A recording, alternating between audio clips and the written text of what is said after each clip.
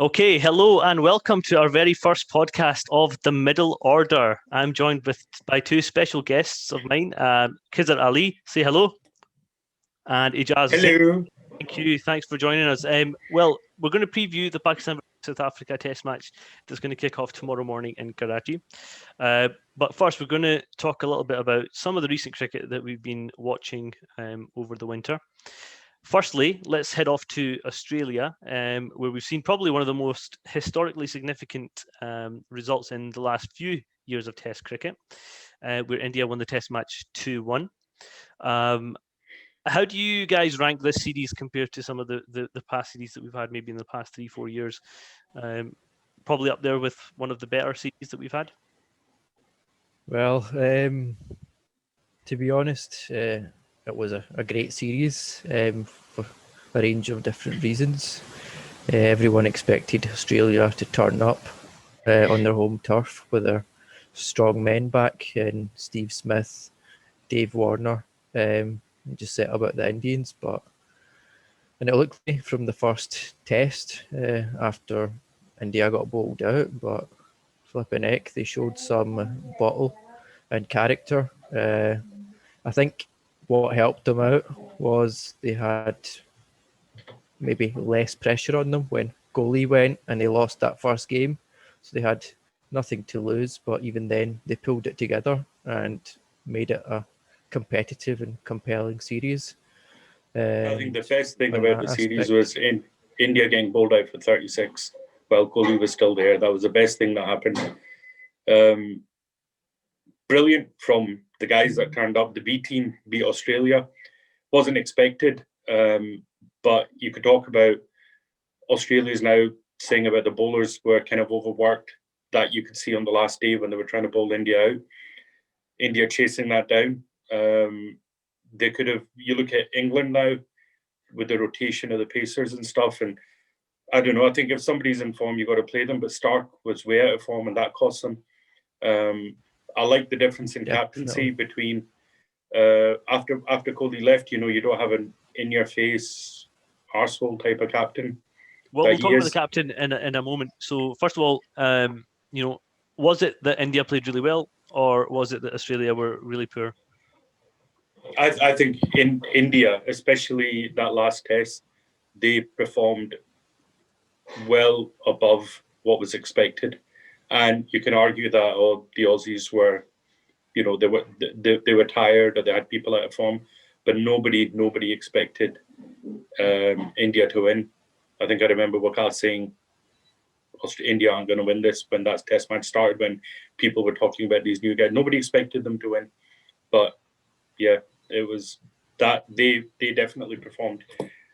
And I know, Ijaz, you're very much of the opinion that the tiredness impacted the bowlers probably more than anything else, and the fact that they potentially had more pressure on five than the Indian batsmen did. Yeah, definitely had a factor. I mean, don't mean to take anything away from the Indians, but nobody expected India to win, and unless Australia not only beat them, but beat them comfortably, given the lineup India put out. It was all basically on Aussies to go out there, perform, take the series, and nothing less than that would do. I think that definitely took its toll. I think if Australia wanted to, they could have seen out the draw, and they didn't need to necessarily force it. Right, so if you guys had to pick a player of the from an Indian perspective, who do you think it should be? Well, there was not many that played all the games.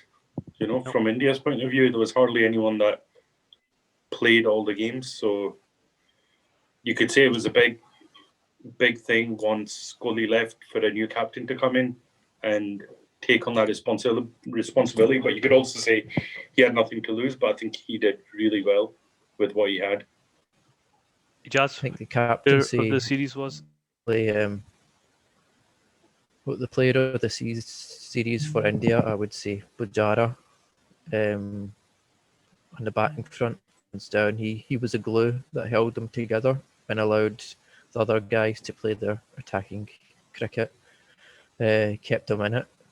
And you need to be in it to win it at the end of the day. What about his run rate? But there was a lot of people complaining at the pace of his There batting. was, I think, from a viewing perspective, it's not pretty to watch. Yeah, but you got to win the games, but and you for need a team- player like that. That's Yeah, and true. it's clearly proved effective. Absolutely. Batted number of hours. He made sure that the bowlers were tired before he got out, and he drew them down. And as you say, he let other people play their game. Played in the Pakistan team, I think that would add a lot of pressure to our team. But India, on the other hand, they've got the superstars to be able to. I'm not saying ride it's the that same level. and get I'm together. not saying it's the same level, but we've got a guy in Azhar Ali who has played that role for a number of years, and he gets stick of everybody when he absorbs pressure. And sometimes the thing is, you go out, you're going to absorb a lot of pressure and then get out, and people are going to be like, well, what the hell was the point of that? You just wasted all that time. The run rate's to shit, and we're nowhere in the game. I think part of it, as Ijaz says, Pujara's got batsmen around him who are able to score quickly. Yeah. Or not even on a normal day. Maybe back then, yeah, they do have some of those, but maybe not as consistently as the others. Not at that level. But my what I think is every team needs a player like that, because even if that guy's job is only to come out and bat out time on day 5, and he gets you that draw, then he's done what he needed to do. So just very quickly to touch upon the captaincy, obviously Virat Kohli had to leave after the first test, after they got absolutely annihilated, and there were 36 all out. Do you think the fact that he's so intense, and as you pointed out, he can sometimes be a bit of a dickhead, a bit of an arsehole, do you think it actually helped the Indian team to come back from a deficit? Do you think the pressure would have been too much on the individuals had Kohli been there, or do you think he would have let a match under them and he would have got them going regardless? I think he's a top player, no doubt, but I don't know if his style, it might suit T20, it might even suit ODIs, maybe not so much, but in a test match, he might not. If he had that young group of players, how many people made their debuts or were playing like a couple of games, and how would they have responded to a Kohli style captain in that situation? I mean, I would categorically say that if Kohli was the captain and they were 1-0 down, they wouldn't have won the series, as Khizar says. So you're saying he's a shake bringing captain? in newbies. Are you saying he's a shake captain? I think he's done well. I think he's done well, but Rahani's proved that he's a cup.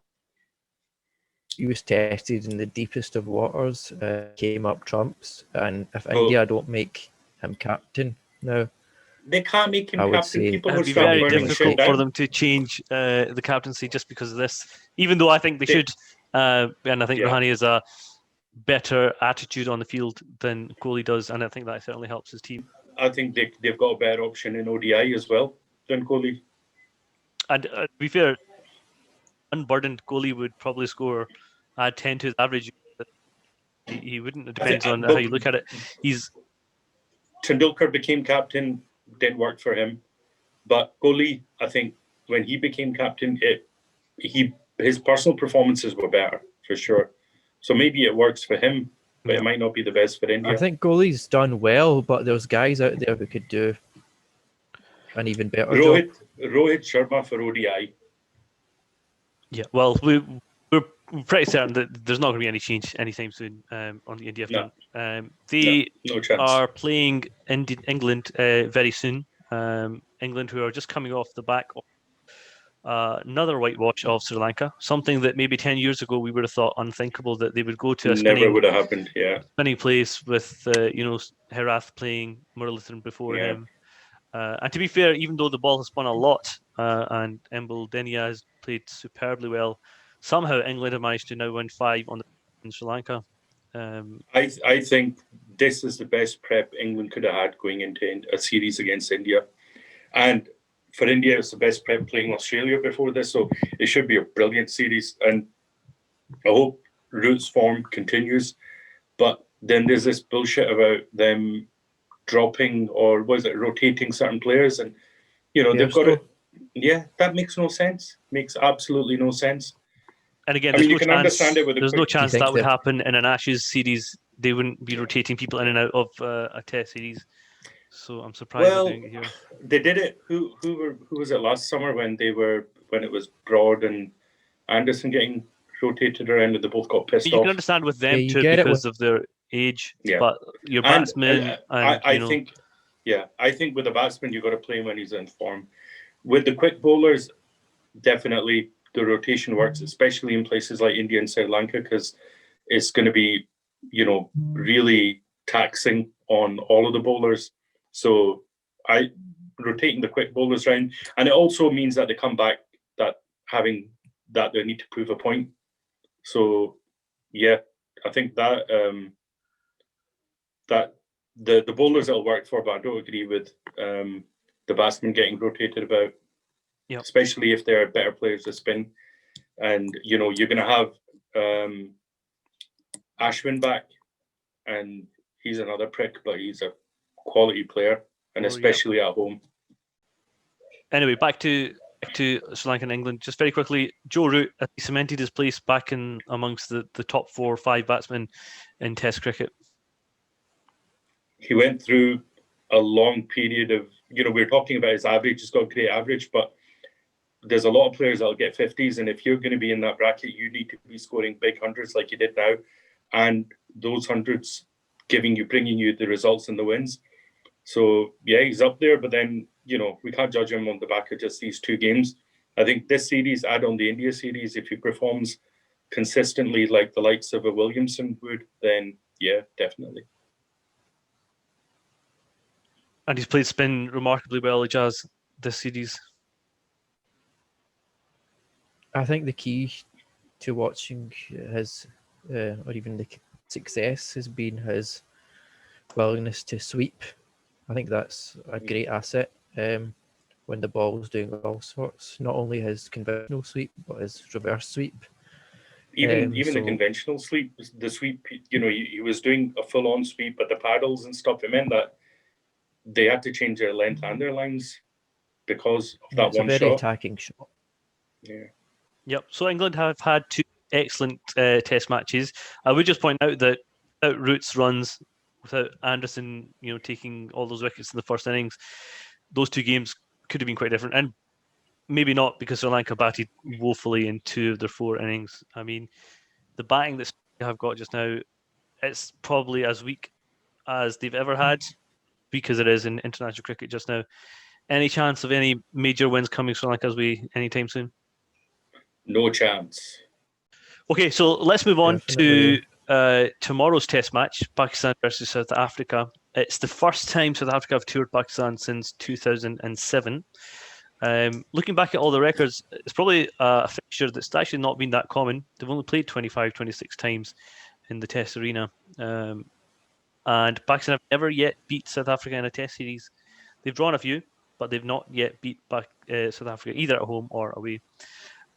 Firstly, obviously, we've had Bangladesh and Sri Lanka come over the last couple of years, but this is really the first proper opposition, wouldn't you say? Test cricket is returning back to Pakistan properly with a bang tomorrow. Yeah, no, definitely. I mean, the South Africans were right up there when there was that World 11 team that came, which was, there was a lot of South Africans, and, it's a big deal, us getting cricket back at home with a proper team. And you've got to give it to South Africa for stepping up and coming to play. So, Ijaz, what does it mean to have Test cricket back in Pakistan for you? It's probably been a long time since you've sat and watched a full Test match game that you probably will be doing over the next few days. I mean, the last one I remember now, it's probably been one after that, was when England came and Shoaib Akhtar and Ganeria ran through them. But it's a sense of pride, I think. Getting to see our players play in their own backyard, and hopefully it should bring a positive impact to their performance. A chance for some of our stars, Babar Azam, Shaheen Shah Afridi, to feel the love of their own fans for the first time I know they get a lot of support in England, Australia, but home is home. They'll want to put on a show, and hopefully they're able to rise to it, because I hope the whole country is watching and they can do them proud. I think it's a bit sad we're not going to have people in the ground. You know, cricket's coming back, and because of COVID, there's not going to be anyone there. But I think just the guys being able to play at home will make a big difference. An empty-ish stadium is pretty reminiscent of Pakistani cricket, and actually that'll bring back its own nostalgia. Watching these guys play with, you know, very few people watching, it's not, you know, that is what Pakistan cricket was before maybe it left. It seems like ages ago that Babar Azam was announced like captain of the Pakistan team, but tomorrow's actually his first Test captaincy debut for Pakistan. He obviously missed the New Zealand series. So, you know, what do you think are the benefits of having Babar Azam as Pakistan captain? I think he can lead from the front with his runs. I think we're going to have to be patient with his captaincy. But in terms of his batting performance, I think we've come to expect him to score. So we do expect a match-winning performance, hopefully, in one of the two tests, because we're going to need him to step up. No doubt he can do it. We just want him to hopefully win a game now in Pakistan and set the tone, really. There's probably other better choices for captain. I don't think he's quite ready, but we are in a transition. So as long as the fans are quite patient, there's a good chance South Africa might turn up, cause a bit of an upset, but we just need to stick with it. And in terms of the squad itself, we've got a range of different age groups. So in some cases, it's a stopgap. Again, we just need to be quite patient with it, because it's not going to magically turn into a great team. It might take a bit of time this time round. As far as the captaincy is concerned, I was worried, because he's easily the best batsman we've got, and potentially, you know, he's young in his Test career, but we're talking about him as the best batsman we've ever had, potentially, if he, you know, career pans out the way it's going to. And now we've put captaincy on his shoulders. I wasn't keen. I'm not saying he shouldn't be captain, but I'm not sure if he should have been captain yet. And now we've got the added pressure, because you've got Misbah being sidelined, and the Mohammad Wasim, the new Pakistan selector, with his fucking pie charts and graphs and all that stuff that he came out with, telling us that was pretty good stuff. I enjoyed that. It was good, because I mean, you know, he's putting it out there, giving you reasons for why he did what he did, but then you're also saying, well, now it's not going to be Misbah picking the 11. Babar Azam's going to pick the team. So I'm sure that was a lot to do with, came from Babar as well, saying, look, if I'm going to be captain, then I want to take the players I want onto the field. So my worry is having that burden of captaincy on him. No doubt, as a player, you know, we go back to when South Africa played Pakistan last, and you had, you know, him playing Dale Steyn like he was absolutely nothing. And you know, took him apart, and it was so classy. It was, you know, through the covers, down the ground, everything thrown at him, he just took it on. And the team that they've got now with Rabada and that, what's that new guy called, Anrich something, Nortia or something. Yeah, great. Again, two really good bowlers. South Africa have said that we're going to play two spinners. You know, Boucher said we're going to play two spinners. We're going to play two spinners as well. And people keep thinking, oh, it's going to turn a mile. Karachi doesn't. I mean, it does turn, but it's not like it's been in Sri Lanka or anything. So it means that, it means that they must either be preparing a turning wicket and backing on the likes of Yasir Shah or whatever to come up. But then you've got this young captain that, you know, has got a lot of pressure on him. Home series, big team, you know, picking his own team going into it. So I just hope that doesn't take away from his batting. And I hope the likes of Azhar Ali, who are there, give him the support he needs. You know, there's not massive experience in this Pakistan team. You know, Azhar Ali is it really. You've got Abid Ali and potentially a new opener. There's no Asad Shafiq, there's no Safraz. So let's And just the bowlers actually are, let's just look at the squad. We've got the squad here. 17 player squad. They originally started off with 20. They've actually taken out some of the youngsters that were initially as part of the squad. I've got to say, I've obviously not seen very much of them play. All had actually outstanding records this year, past couple of years in first class cricket. But I mean, if we look at the openers first, the first notable thing that you see is that Shan Masood is no longer within the squad. Yep. Last year, Ijaz is very happy that he's been taken out. Why, Ijaz? Just simply based on performance? Performance, his first class record. I think he's been given more than enough opportunities, and there's got to be better players performance wise out there in the first class circuit. So it's about time someone else gets the chance. I think we can't argue with the fact that people are always saying, like what you just said, Ijaz, there's got to be better people. So you've got a selector who said, right, we're going to look at the record, who's performed, who's in form, and bring him in. What I'm glad is that they've done that during a home series rather than picking a guy from domestic cricket who's done well and sending them to England or Australia and then saying, oh, well, Setting why them aren't you up to scoring fail. tons, Exactly. So build on this. We know who's going to be opening the innings. It's going to be Abid Ali, who's got a great domestic record, I know it's only been one series, but he performed well against whatever the opposition was. And you've got this guy Imran Butt coming in, so he's been given a chance instead of Inzi's nephew and Shan Masood and whoever else was there. So I hope everyone now has a little bit of patience. This guy, if he comes on and scores 3 tons in a row, fine. But if he doesn't, then the selector picked him. Yeah, you got to selector picked him because he had the best record out there domestically, and now we've got to make sure we give him a run and don't start giving him abuse when he gets out. Okay. So if we move on to the middle order, I mean, if we just look at the first 3 names on there, that really should be the strongest middle order that we could probably put out just now, with Azhar Ali, Babar Azam, and Fawad Alam. I know Fawad's just come back in the New Zealand series, but actually proven himself already after that series that he is a worthy middle order batsman for Pakistan. Yeah, can't wait for him and Babar Azam to be playing together with Beauty and the Beast with that stance he's got. I think on paper that's a very strong middle order. You've got Azhar Ali, Babar Azam, Fawad Alam. Fawad Alam's got a very good record in Karachi, and as everyone knows, first class cricket, he just dominates it. So it's a very strong core of batsmen there. So pretty confident. With at some point, again, he's had a very good domestic run. In terms of our all-rounders, Fahim Ashraf, no surprise that he's in the squad. He's had a pretty good run in the Pakistan team.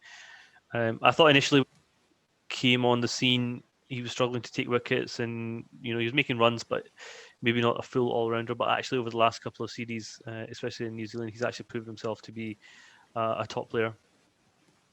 No, I agree. I think I wasn't a huge fan, but I think the way he played in New Zealand with the ball was brilliant. And when he needed to be economical, he was. As a batsman, when he needed to attack, he did as well.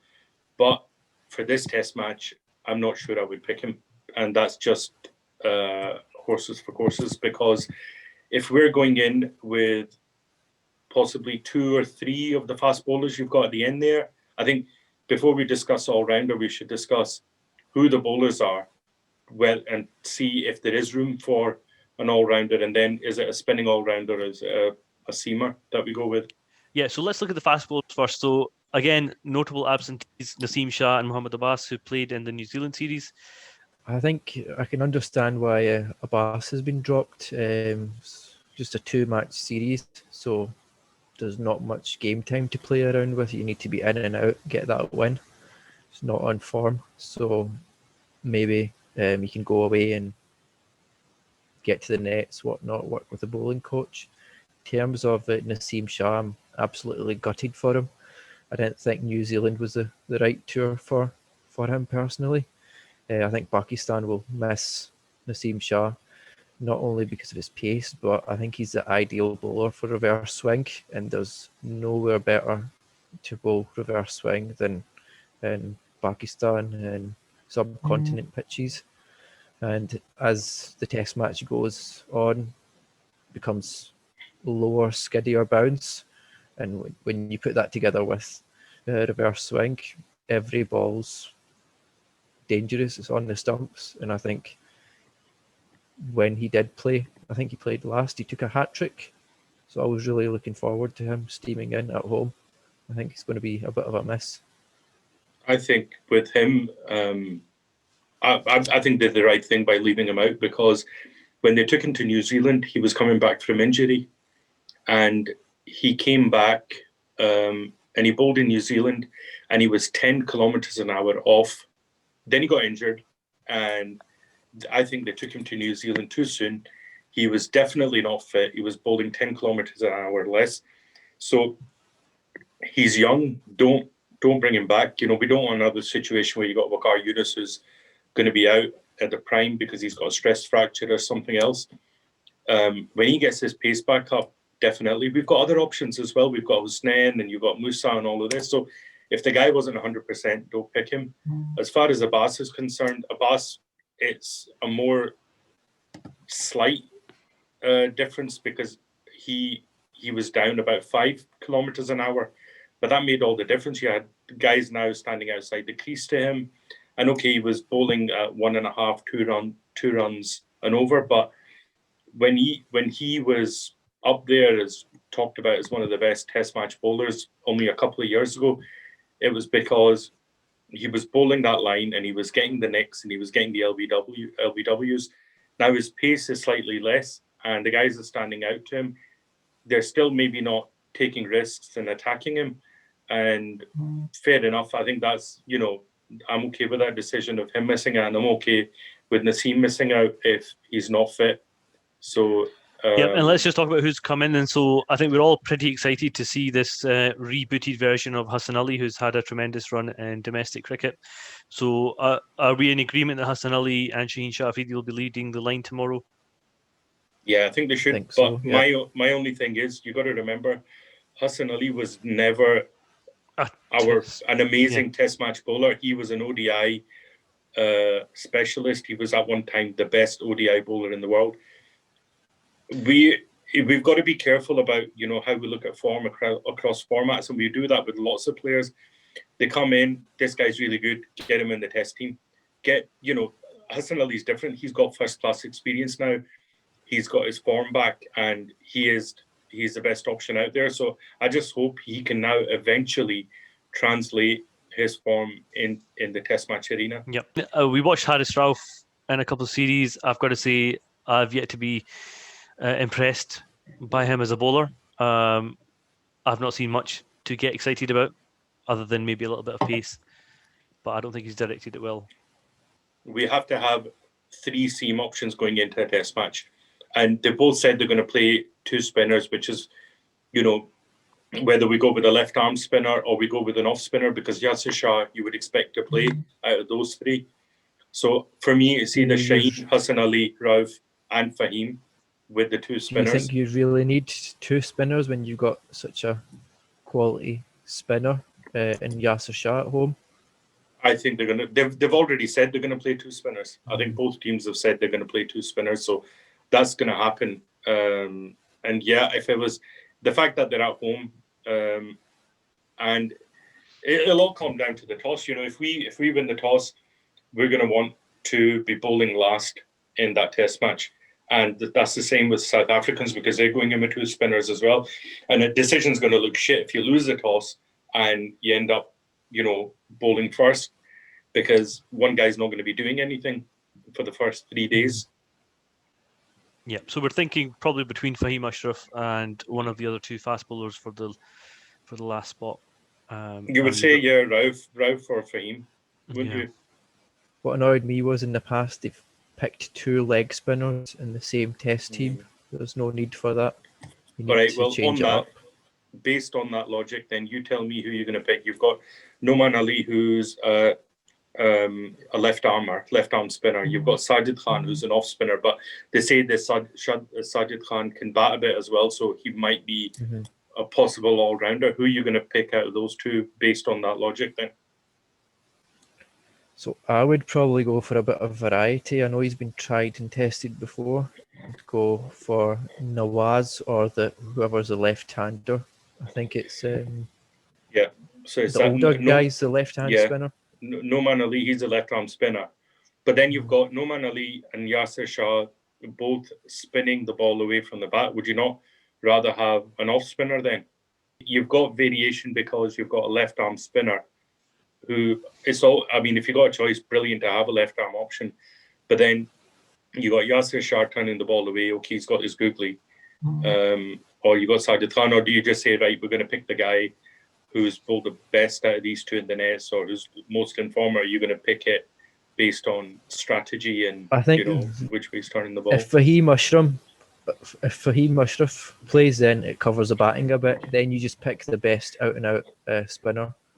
And you don't worry about whether it's a left arm spinner or an off spinner. I would go with a left arm, and I wouldn't bother about if he's bringing it in or out. So we'll find out very soon, tomorrow morning, as to who's been picked in the squad. I think Pakistan have assembled a pretty decent team to play this first game back in Karachi after a very long time against a decent opposition. Very quickly, if you had to pick one standout player from the South Africa team that Pakistan really need to be aware of, who would you pick? Khizar? Du Plessis. He's been on Twitter and stuff, and he's got a point to prove because he's at that point in his career. He needs to show that he's performed in all conditions. He himself said that Saeed Ajmal gave him nightmares last time. He's not got the burden of captaincy on him. So for me, it's going to be down to him. They've got good bowlers. They've got decent spinners. Rabada probably up there in terms of world class bowlers that they've got. But for me, it's going to be down to Faf. Ijaz? I think probably one of the more understated names, but his form has been really good. Rusey van der Dussen, I think it is, number 3. I think he'll bat. He's been on form for as long as I can remember. Seems the kind of player who will bring out his A game. From